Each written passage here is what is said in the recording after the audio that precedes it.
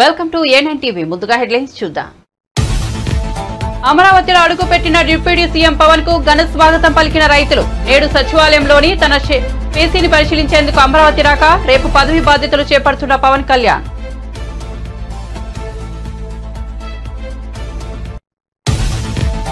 సమాజం చాలా వేగంగా అధునాతన టెక్నాలజీ వైపు దూసుకువెళ్తోందన్న రేవంత్ రెడ్డి. యువతకు ఉపాధి అవకాశాలు కల్పించడమే తమ లక్ష్యమని స్పష్టీకరణ. మారిన పరిస్థితులకు అనుగుణంగా ఏటీసీలు ఏర్పాటు చేసినట్లు వెల్లడి. ఈవీఎంల బదులు బ్యాలెట్ వాడాలన్న వైసీపీ అధినేత. అభివృద్ధి చెందిన దేశాలు ఎన్నికల్లో బ్యాలెట్ నే వాడుతున్నాయన్న జగన్. మనం కూడా అదే దిశగా పయనించాలని వ్యాఖ్య.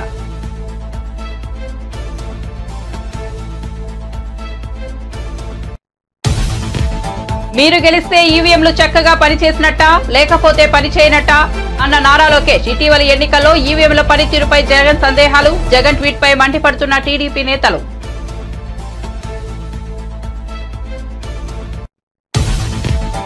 ఈవీఎంలపై అనుమానం వ్యక్తం చేస్తూ Jagan tweet.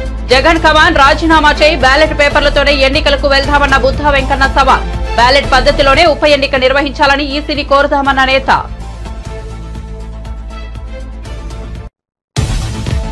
Justice Narasimha Reddy commission ఎదుట హాజరైన కోదండరాం. ప్రజా సంక్షేమం కోసం ప్రభుత్వం అధికారులను ఉపయోగించాలని సూచన. అభివృద్ధి అంటే ఒకరిద్దరికి లాభం చేయడం కాదని వ్యాఖ్య.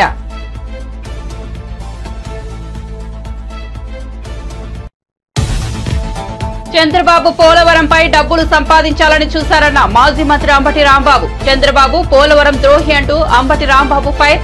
ఇప్పటికైనా చంద్రబాబు చేసిన తప్పులను గుర్తించాలని హితవు.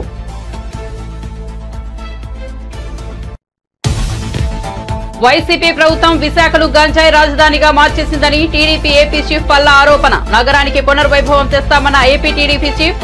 గంజాయి నిర్మూలనకు కార్యాచరణ సిద్ధం చేస్తున్నట్లు వెల్లడి. ఇక వార్త వివరాల్లోకి వెళ్తే ఏపీ సచివాలయానికి చేరుకున్నారు జనసేన అధినేత డిప్యూటీ సీఎం పవన్ కళ్యాణ్. ఆయన సచివాలయానికి చేరుకున్న వెంటనే సెక్రటరీలు, పోలీసు ఉన్నతాధికారులు ఘన స్వాగతం పలికారు. సచివాలయంలో అడుగు పెట్టిన వెంటనే పోలీసుల గౌరవ వందనం స్వీకరించారు. ఆ తర్వాత సచివాలయంలోని తన ఛాంబర్ను పరిశీలించారు. ఇదిలా ఉంటే గన్నవరం ఎయిర్పోర్ట్ నుంచి అమరావతి మీదుగా సచివాలయానికి చేరుకునే మార్గం మొత్తం అభిమానులు ప్రత్యేక ఏర్పాట్లు చేశారు. వెంకటాయపాలెం సీడ్ యాక్సిస్ రోడ్లో డిప్యూటీ సీఎం పవన్ కు ఘన స్వాగతం పలికేందుకు భారీ ఏర్పాట్లు చేశారు అభిమానులు. ఆయన వచ్చే మార్గం మొత్తం పూలబాట పరిచారు. దారి పొడవునా రైతులు, కూటమి నేతలు, జన సైనికులు, వీర మహిళలు పూలు జల్లుతూ స్వాగతం పలికారు. కొందరు పవన్ వీరాభిమానులు పవన్ కోసం ప్రత్యేకంగా భారీ గజమాలను సిద్ధం చేశారు.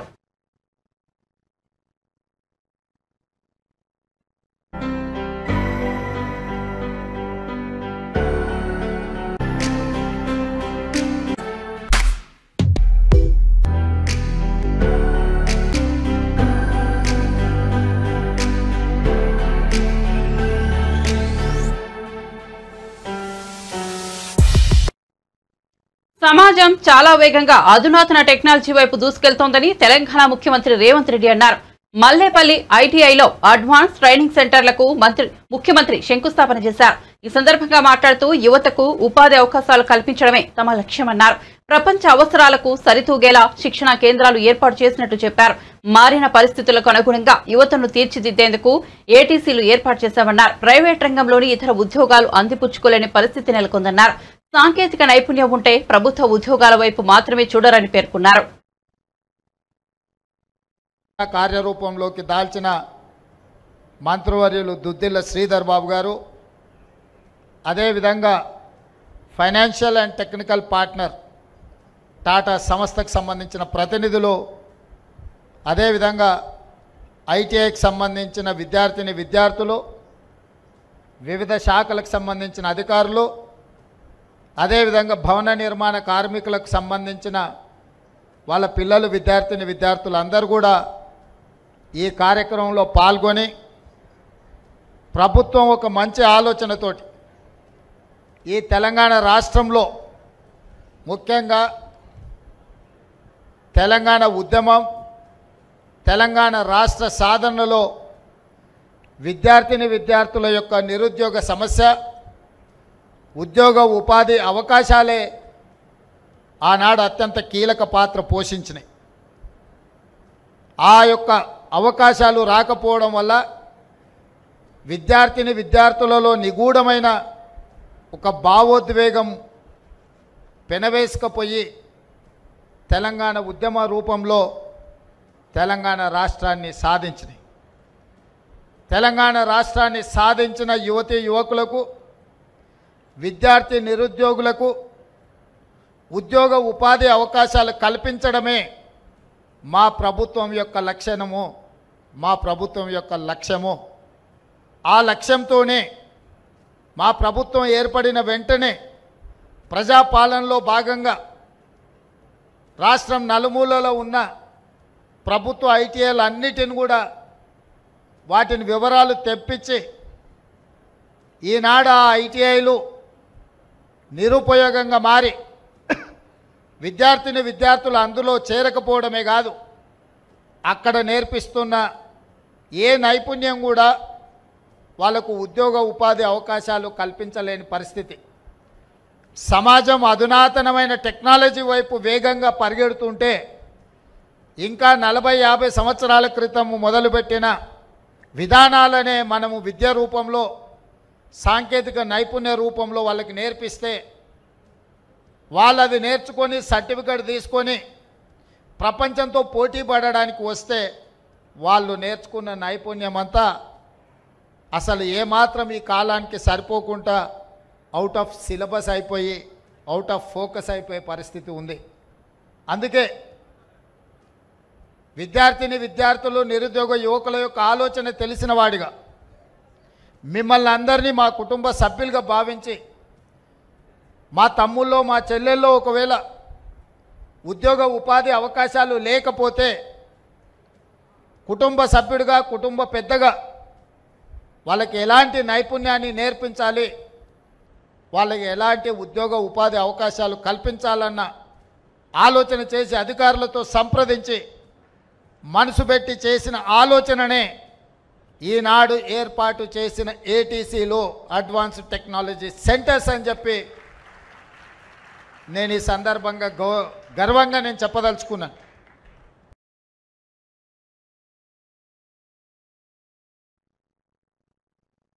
ఈవీఎంలపై విమర్శలు వస్తున్న వేళ ఏపీ మాజీ సీఎం వైసీపీ అధినేత వైఎస్ జగన్మోహన్ రెడ్డి తాజాగా సంచలన ట్వీట్ చేశారు. ఇప్పటి వరకు జగన్ ఎప్పుడూ నేరుగా ఈవీఎంలను టార్గెట్ చేయలేదు, అనుమానాలు కూడా వ్యక్తం చేయలేదు. కానీ తొలిసారి ఆయన ఈవీఎంల గురించి సంచలన ట్వీట్ చేశారు. ఈవీఎంలపై నమ్మకం సన్నగిల్లుతున్న వేళ పేపర్ బ్యాలెట్ ఉపయోగించడం మంచిదని ఆయన తన ట్వీట్లో పేర్కొన్నారు. న్యాయం జరగడం మాత్రమే కాదు, కనిపించాలి. అలాగే ప్రజాస్వామ్యం బలంగా ఉండటమే కాకుండా నిస్సందేహంగా కనిపించాలి. ప్రపంచవ్యాప్తంగా దాదాపు అభివృద్ధి చెందిన ప్రతి ప్రజాస్వామ్య దేశంలో నిర్వహించే ఎన్నికల పద్ధతిలో ఈవీఎంలు కాకుండా పేపర్ బ్యాలెట్లు ఉపయోగిస్తున్నారు. మన ప్రజాస్వామ్య నిజమైన స్ఫూర్తి నిలబెట్టుకోవడంలో మనం కూడా అదే దిశగా పయనించాలని జగన్ ట్వీట్ చేశారు. కాగా ఈవీఎంలను హ్యాక్ చేయొచ్చంటూ టెక్నాలజీ దిగ్గజం ఎలాన్ మస్క్ తాజాగా వ్యాఖ్యానించిన నేపథ్యంలో ఈవీఎంలపై చర్చ జరుగుతున్న వేళ జగన్ చేసిన ఈ ట్వీట్ ఇప్పుడు చర్చనీయాంశమవుతోంది.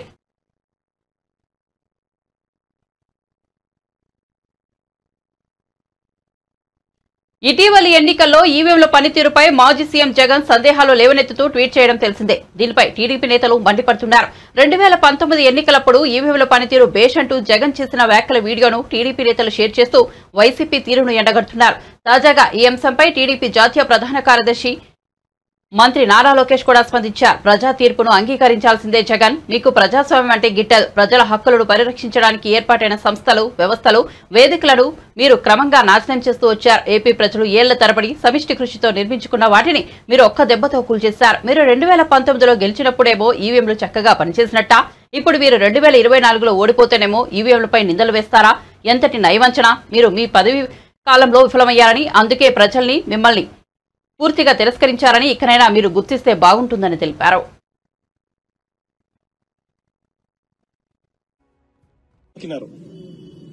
బటన్ నొక్కిన తర్వాత వాళ్ళు ఏ పార్టీకి ఓటేశారని వీవీప్యాట్ లో వాళ్ళకి కనిపిస్తా ఉంది. ఈవీఎంలపై జగన్ చేసిన వ్యాఖ్యలపై టీడీపీ నేతలు ఒక్కొక్కరిగా విరుచుకుపడుతున్నారు. జగన్ కు ఏమాత్రం దమ్ము ధైర్యం ఉన్నా వెంటనే ఎమ్మెల్యే పదవికి రాజీనామా చేసి ఉప ఎన్నికకు రావాలని టీడీపీ నేత బుద్ధా వెంకన్న సవాల్ విసిరారు. బ్యాలెట్ విధానంలోనే ఉప ఎన్నిక పెట్టాలని ఈసీని కోరదామని పేర్కొన్నారు. ఉప ఎన్నిక అంటూ జరిగితే ఇప్పుడు వచ్చినంత మెజార్టీ కూడా రాదని పేర్కొన్నారు. పులివెందుల ప్రజలే జగన్ను ఓడిస్తారని చెప్పారు. ఆయన ఇక్కడైనా చిలక జోష్యాలు చెప్పడం మానుకోవాలని వెంకన్న హితవు పలికారు. ఈ ఎన్నికల్లో వైసీపీ ఘోర పరాజయం పాలైంది. కేవలం 11 సీట్లలోనే విజయం సాధించింది. అప్పటి నుంచి వైసీపీ నేతలు ఈవీఎంలపై తీవ్ర ఆరోపణలు చేస్తుండగా తాజాగా టెక్ దిగ్గజం ఎలాన్ మస్క్ ఈవీఎంలను హ్యాక్ చేయవచ్చంటూ వ్యాఖ్యానించిన నేపథ్యంలో జగన్ ఈవీఎంలపై అనుమానం వ్యక్తం చేస్తూ ట్వీట్ చేశారు.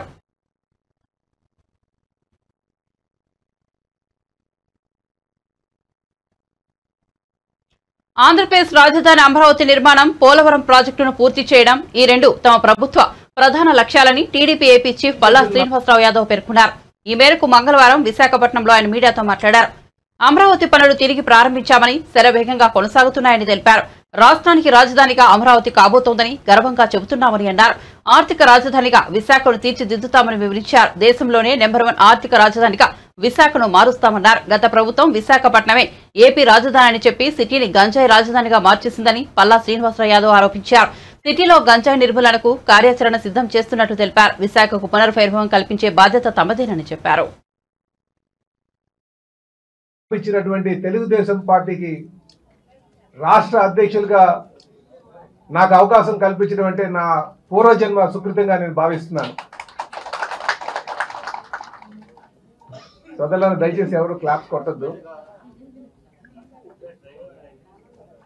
ఇది ఎందుకంటే ఇది ఎంతో మంది పెద్దలు, అనుభవం ఉన్నటువంటి వారు అందరూ కూడా ఎదురు చూస్తున్నటువంటి అవకాశం కోసం ఎదురు చూస్తుంటారు.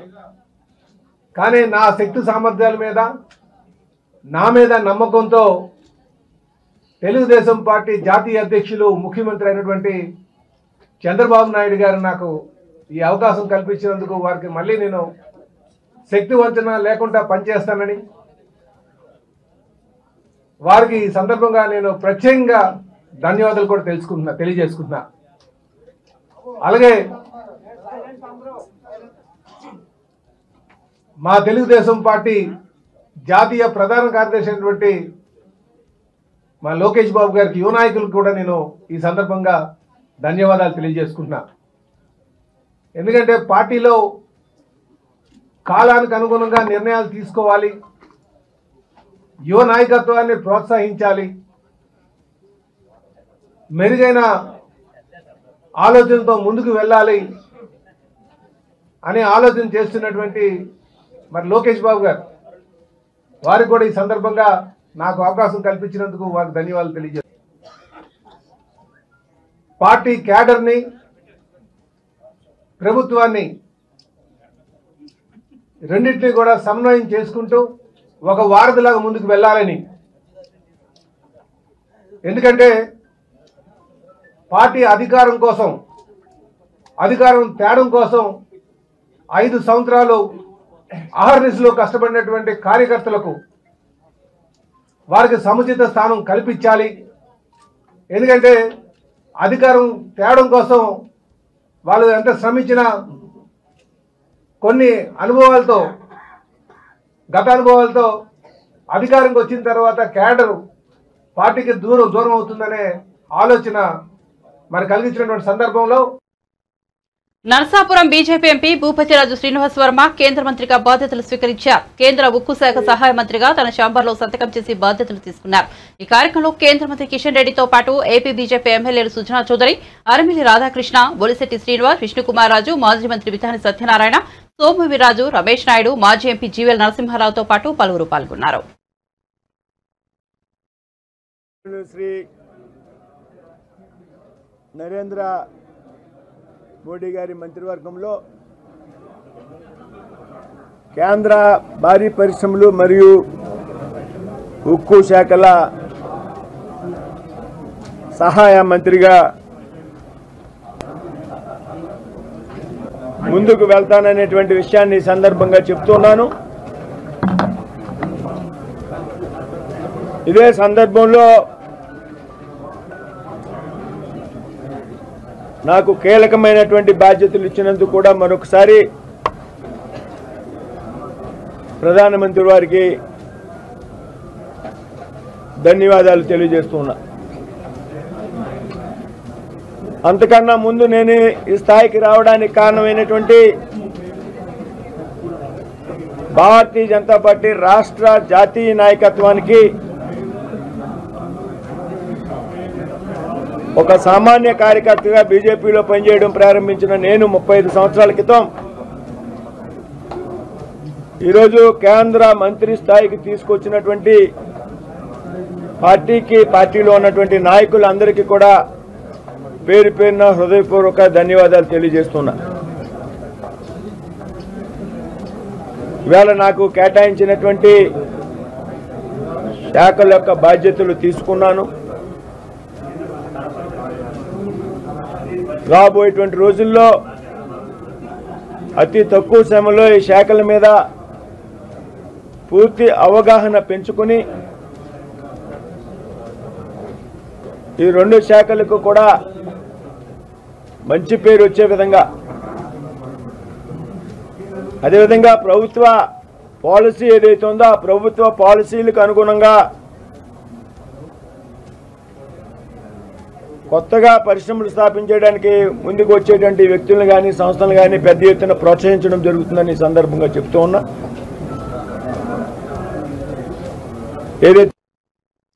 గత ప్రభుత్వం తీసుకున్న నిర్ణయాలన్నింటినీ సమర్థించుకునే ప్రయత్నం చేస్తున్నారని తెలంగాణ జనసమితి అధ్యక్షుడు కోదండరాం అన్నారు. భద్రాద్రి, యాదాద్రి పవర్ ప్లాంట్లు, ఛత్తీస్గఢ్ విద్యుత్ కొనుగోలు వ్యవహారంపై జస్టిస్ నరసింహారెడ్డి కమిషన్ విచారణ జరుపుతోంది. ఇందుకోసం హైదరాబాద్ లోని బీఆర్కే భవన్ లోని కమిషన్ కార్యాలయానికి కోదండరాంతో పాటు విద్యుత్ శాఖ అధికారి రఘు వచ్చారు. వారిద్దరి నుంచి కమిషనర్ వివరాలు అడిగి తెలుసుకున్నారు. అనంతరం కోదండరాం మీడియాతో మాట్లాడుతూ ప్రజాశిక్షణ కోసం ప్రభుత్వం తన అధికారాన్ని ఉపయోగించాలన్నారు. అభివృద్ధి అంటే ఒకరిద్దరికి లాభం చేయడం కాదన్నారు. గత ప్రభుత్వం తొందరపాటు చర్యల వల్ల ట్రాన్స్కో, జెన్కోలకు 81,000 కోట్ల అప్పులు అయ్యాయన్నారు. గత ఏడాది వరదలు వస్తే భద్రాద్రి ప్లాంట్లో విద్యుత్ ఉత్పత్తిని నిలిపివేయాల్సి వచ్చిందన్నారు. భవిష్యత్తులో గోదావరి వద్ద నీటి మట్టం పెరిగితే భద్రాద్రి ప్లాంట్లను కాపాడుకోగలమా అని ఆయన ప్రశ్నించారు. 4,000 మెగావాట్లు అదనంగా, అది కాక రాష్ట్ర ప్రభుత్వం కూడా తాను కొత్త థర్మల్ పవర్ స్టేషన్స్, అదేవిధంగా ఎలక్ట్రిసిటీ మనం ఉత్పత్తికి కూడా మనం రాష్ట్ర ప్రభుత్వం కూడా జాగ్రత్తలు తీసుకుంటూనే ఈలోగా జాతీయ స్థాయిలో కావలసినంత ఉత్పత్తి కరెంటు ఉంది. దాన్ని మనం తక్కువ ధరకే అమ్ముతున్నాయి అన్ని కంపెనీలు. ఆ తక్కువ ధరకు దొరికే కరెంటు కూడా మనం తెచ్చుకోవచ్చు అనేది ఆ రోజుల్లో మేము చేసినటువంటి సూచన. ఈ 3 సూచనలు ప్రధానంగా, ఒకటి కేంద్రం నుంచి వచ్చే కరెంటును మనం వాడుకోవటం చట్ట ప్రకారంగా, రెండవది మనం ఉత్పత్తిని పెంచుకోవటానికి చర్యలు తీసుకోవటం. ఆ చర్యలు తీసుకునేటప్పుడు కూడా జాగ్రత్త పాటించాలి. సాంప్రదాయక ఏతరమైనటువంటి మనకు ఇంధన ఉత్పత్తికి కూడా సోలార్ ఎనర్జీ ఇట్లాంటి వాటి మీద కూడా దృష్టి పెట్టాలని. మూడవది ఏంటంటే జాతీయ స్థాయిలో మిగులుంది, మనకు లేదు. ఆ జాతీయ స్థాయిలో ఉన్న మిగుల్ని మనం తక్కువ ధరకే కొనుక్కొని మన అవసరాలను మనం తీర్చుకునే ప్రయత్నం చేయవచ్చు అనే 3 సూచనలు ఆ రోజుల్లో చేయటం జరిగింది. మీరు అన్నారు కమిషన్ ఆఫ్ ఎంక్వైరీ వేయవచ్చునా అని. ఇంతకుముందు ఒక ప్రశ్న, మీరు కమిషన్ ఆఫ్ ఎంక్వైరీ వేయటానికి ఇది ఆటంకం అనేది కానే కాదు. వాళ్ళు కమిషన్ ఆఫ్ ఎంక్వైరీ తీర్పు మీద అప్పెలేట్ ట్రిబ్యునల్ కాదు, ఇది అప్పెలేట్ ట్రిబ్యునల్ కాదు. మొత్తంగానే విద్యుత్ రంగానికి సంబంధించిన నిర్ణయాలను తీసుకునే విషయంలో ప్రభుత్వం చట్టపరంగా వ్యవహరించిందా లేదా, న్యాయసమ్మతంగా వ్యవహరించిందా లేదా అనేదే ఇవాళ చాలా కీలకమైనటువంటి ప్రశ్న.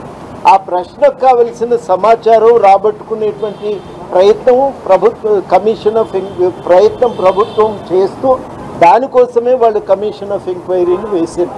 కాబట్టి ఉన్న పరిస్థితులను సమీక్షించి నిర్ణయాలకు సంబంధించి వాళ్ళ అభిప్రాయాలను తెలియజెప్పటమే కానీ ఇది ఇంకొక ట్రిబ్యునల్ మీద వాళ్ళు వ్యక్తం చేస్తున్నటువంటి నిర్ణయం కాదు. ఇది పోలవరంపై సీఎం చంద్రబాబు వ్యాఖ్యలను తప్పుబట్టారు. మాజీ నీటిపారుదల శాఖ మంత్రి అంబటి రాంబాబు ఏజెన్సీలు మార్చడం వల్లే పోలవరం ఆలస్యం అయిందనడం సరికాదన్నారు. తాడేపల్లిలోని వైఎస్ఆర్సీపీ కేంద్ర కార్యాలయంలో మీడియా సమావేశం నిర్వహించారు. ఈ సందర్భంగా సీఎం చంద్రబాబు పోలవరంపై చేసిన అసత్య ఆరోపణలను తిప్పికొట్టారు. నది డైవర్షన్స్ చేయకుండానే గత ప్రభుత్వం కాపర్ డ్యాం నిర్మించడం తప్పని చెప్పారు. ఆ తప్పు జరగకపోయి ఉంటే ఈ పాటికి పోలవరం పూర్తయ్యేదేమోనని తన అభిప్రాయాన్ని వ్యక్తం చేశారు. ఇప్పుడు మీడియా ముందుకు వచ్చి పోలవరం ప్రాజెక్టు పనులు ఎప్పుడు పూర్తవుతాయో చెప్పలేని పరిస్థితి అనడం సరికాదన్నారు. పోలవరంపై సీఎం చంద్రబాబు వాస్తవాలు చెబుతున్నారన్నారు.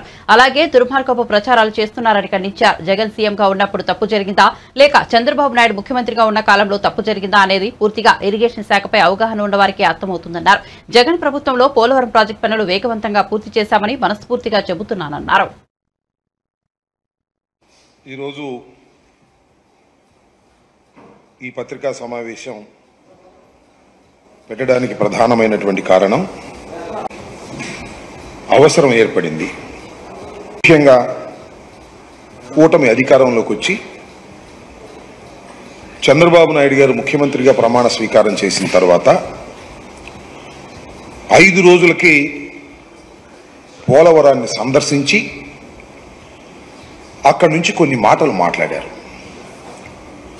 ఆ మాటలన్నీ కూడా అవాస్తవాలు, పచ్చి అబద్ధాలు. వాటికి మాజీ ఇరిగేషన్ మంత్రిగా, బాధ్యత కలిగిన వ్యక్తిగా మా వర్షాన్ని ప్రజలకు వినిపించవలసినటువంటి బాధ్యత మాకుంది. చరిత్రలో అవాస్తవాలు వాస్తవాలు కావు, వాస్తవాలు అవాస్తవాలు కావు. చరిత్ర పద్దాన్ని గమనిస్తూనే ఉంటుంది. ఇక్కడ దుర్మార్గంగా పోలవరానికి సంబంధించినటువంటి అంశాలను చాలా దుర్మార్గంగా ఎస్టాబ్లిష్ చేయడానికి చంద్రబాబు నాయుడు గారు, ఆయనకి సంబంధించినటువంటి కొన్ని పత్రికలు ప్రయత్నం చేస్తున్నాయి. వాస్తవాలను ప్రజలకు వివరించవలసినటువంటి బాధ్యత మాకుంది. ఒక పత్రికలో రాశారు, పేరు ఎందుకులేండి, పోలవరానికి జగన్ ద్రోహం క్షమించరాని నేరం. పోలవరానికి జగన్మోహన్ రెడ్డి గారు ద్రోహం చేశాడని, అది క్షమించడానికి వీల్లేనటువంటి నేరం అనేటువంటి మాట ఆ పత్రిక మెయిన్ హెడ్డింగ్లో పెట్టారు. అలాగే కొన్ని చంద్రబాబు నాయుడు గారు చెప్పినటువంటి విషయాల మీద జగన్ బీఆర్ఎస్ పార్టీపై ఎమ్మెల్సీ జీవన్ రెడ్డి తీవ్ర విమర్శలు గుప్పించారు. గత ప్రభుత్వం విద్యుత్ ఒప్పందాలపై అక్రమాలు వెలుగులోకి వస్తున్నాయన్నారు. బీఆర్ఎస్ ప్రభుత్వం సౌర, పవన్ విద్యుత్ ఉత్పత్తికి ప్రాధాన్యం ఇవ్వలేదన్న జీవన్ రెడ్డి ₹3 దొరికే విద్యుత్తును వద్దని చెప్పి ₹6 ఎవరైనా కొంటారా అని ప్రశ్నించారు. చర్చను పక్కదారి పట్టించేందుకు బీఆర్ఎస్ ప్రయత్నిస్తోందని విమర్శించారు. కేసీఆర్ నిర్ణయంతో విద్యుత్ శాఖపై 40,000 కోట్ల ఆర్థిక భారం పడిందన్నారు. గాంధీ భవన్ లో ఆయన మీడియా సమావేశంలో మాట్లాడారు. ఆయన మాకు బుద్ధి చెప్పి మాట్లాడడం ఆయనగా బాగానే ఉంటుండే. రుణమాఫీ చేయడానికి 5 సంవత్సరాలు గడిచినా కానీ ₹1,00,000 రుణమాఫీ చేయలేదు. ఎవరు? మేము ఎన్నికల మేనిఫెస్టో ఏం పేర్కొన్నామో దానికి అనుగుణంగా ఆర్థిక వనరులు ఇదే హరీష్ రావు ఏం చేసిండే, మొత్తం ఖజానా ఊడ్చడమే కాదు, రాష్ట్రాన్ని అప్పులో ఊళ్ళకి నెట్టి ఇక జైరేట్ల చేతో చూస్తా అన్నట్టు ఈయన కథ. ఈ రాష్ట్ర అప్పులు ఏంటంటే కారణమే హరీష్ రావు గారు కాదా? ఆనాడు ఆర్థిక శాఖ మంత్రి ఈయన బుద్ధిగా ఉన్నట్టయితే రాష్ట్ర అప్పులు ఎంటబడుతుండేనా? చేసేదంతా చేసి ఇక ఎట్లా చెప్తావు అంటే ఏమన్నట్టే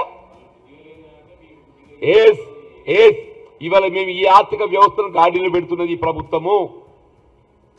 థ్యాంక్ యూ.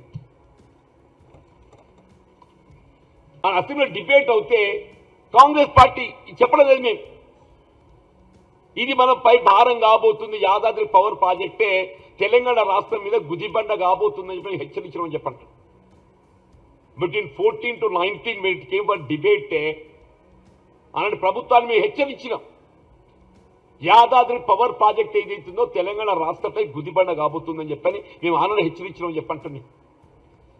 సోలార్ పవర్ మనకు చీపర్ ప్రైస్ వస్తుందని చెప్పాను.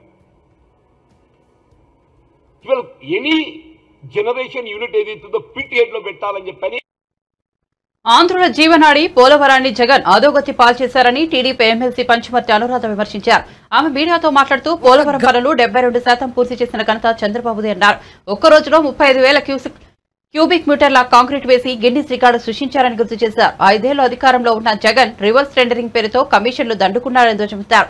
సకాలంలో పోలవరం పూర్తయి ఉంటే 7.20 లక్షల ఎకరాలకు సాగునీరు అందేదని చెప్పారు. పొరుగు రాష్ట్రాలైన ఛత్తీస్గఢ్, ఒడిశాకు కూడా నీళ్లిచ్చే స్థితిలో ఆంధ్రప్రదేశ్ ఉండేదని తెలిపారు. రాబోయే రోజుల్లో పోలవరం పూర్తి చేసేది చంద్రబాబే, రాష్ట్రాన్ని సస్యశ్యామలం చేసేది చంద్రబాబేనని ఉద్ఘాటించారు. 13,080 క్యూబిక్ మీటర్ల కాంక్రీట్ ని ఆ రోజు పోలవరం ప్రాజెక్టులో చేయించడం వల్ల గిన్నీస్ బుక్ ఆఫ్ రికార్డ్స్ కూడా ఎక్కడం జరిగింది. రాష్ట్ర చరిత్రలోనే కాదు, దేశ చరిత్రలోనే కాదు, ప్రపంచ చరిత్రలో కూడా ఏ నాయకుడు ఒక సాగునీటి ప్రాజెక్టు కోసం ఇంత శ్రమ పడలేదు. అలా పోలవరం ప్రాజెక్ట్ని పూర్తి చేయటం కోసం మరి అహర్నిశలు మరి కష్టపడిన ఏకైక నాయకుడు నారా చంద్రబాబు నాయుడు గారు. 72% పూర్తి చేశారు.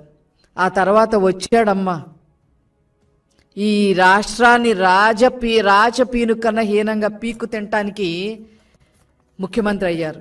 ఒక్క ఛాన్స్ పేరుతో పొర్రపాటున గెలిచాడు. రాష్ట్రం ఎంత అధోగతి పాలైపోయిందో అందరికీ కూడా తెలుసు. పోలవరం ప్రాజెక్టు ఎంత అధోగతి పాలు చేశారో నిన్న ఆల్రెడీ నారా చంద్రబాబు నాయుడు గారు చెప్పడం జరిగింది. మేము మళ్ళీ చెప్పదలుచుకున్నాం.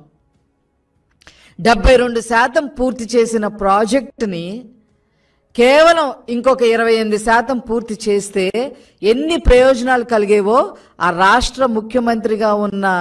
అప్పటి రాష్ట్ర ముఖ్యమంత్రిగా ఉన్న జగన్మోహన్ రెడ్డికి తెలీదా అని చెప్పి ఈ సందర్భంగా అడుగుతా ఉన్నాం.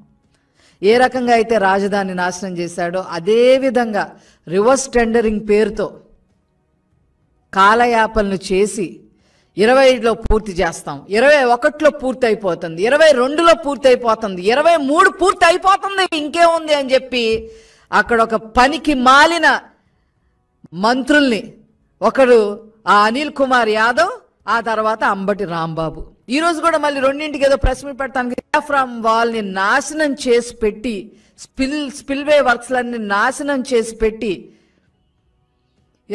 భ్రష్టు పట్టించేసి చివరికి ఆ ప్రాంతం మొత్తం కూడా ముంపులోకి గురయ్యే విధంగా జిల్లాలు మునిగిపోయే విధంగా నాశనం చేశారు ఈ జగన్మోహన్ రెడ్డి ప్రభుత్వం. ఏంటి ముసుముసు నవ్వులతో ఈ జగన్మోహన్ రెడ్డి ప్రభుత్వం ఏం చేశారు? అక్కడ కేసీఆర్ 1 మీటర్ తగ్గించవయ్యా, 145 మీటర్లకు గాను 1 మీటర్ తగ్గించవయ్యా అంటే ఈయన ఏకంగా 4 మీటర్లు తగ్గించేశారు. అందుకనే పోలవరంలో మీ పార్టీ మునిగిపోయింది, అక్కడ కేసీఆర్ ప్రభుత్వం కాళేశ్వరంలో మునిగిపోయిందని బులెటిన్ ముగించే ముందు హెడ్లైన్స్ మరోసారి చూద్దాం. అమరావతిలో అడుగుపెట్టిన డిప్యూటీ సీఎం పవన్ కు ఘన స్వాగతం పలికిన రైతులు. నేడు సచివాలయంలోని తన పేషీని పరిశీలించేందుకు అమరావతికి రాక రేపు పదవి బాధ్యతలు చేపడుతున్న పవన్ కళ్యాణ్.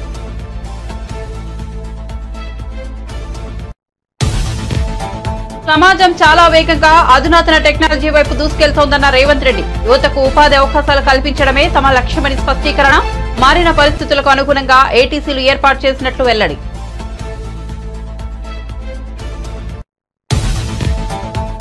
ఈవీఎంల బదులు బ్యాలెట్లు వాడాలన్న వైసీపీ అధినేత.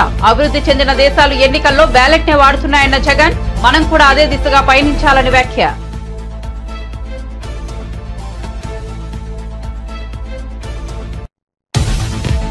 మీరు గెలిస్తే ఈవీఎంలు చక్కగా పనిచేసినట్టా లేకపోతే పనిచేయనట్టానన్న నారా లోకేష్. ఇటీవలి ఎన్నికల్లో ఈవీఎంలు పనితీరుపై జగన్ సందేహాలు. జగన్ ట్వీట్ పై మండిపడుతున్న టీడీపీ నేతలు.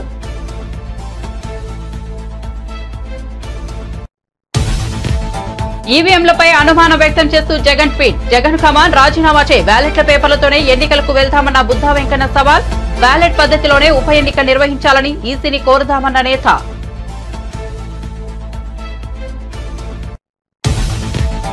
జస్టిస్ నరసింహారెడ్డి కమిషన్ ఎదుట హాజరైన కోదండరాం. ప్రజా సంక్షేమం కోసం ప్రభుత్వం అధికారులను ఉపయోగించాలని సూచన. అభివృద్ధి అంటే ఒకరిద్దరికి లాభం చేయడం కాదని వ్యాఖ్య.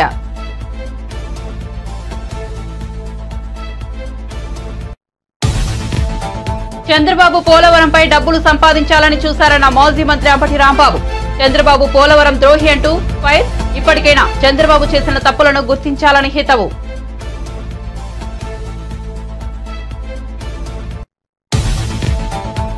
వైసీపీ ప్రభుత్వం విశాఖను గంజాయి రాజధానిగా మార్చేసిందని టీడీపీ ఏపీ చీఫ్ పల్లా ఆరోపణ. నగరానికి పునర్వైభవం తెస్తామన్న ఏపీ టీడీపీ చీఫ్. గంజాయి నిర్మూలనకు కార్యాచరణ సిద్ధం చేస్తున్నట్లు వెల్లడి. మరిన్ని అప్డేట్స్ కోసం చూస్తూనే ఉండండి A9 TV.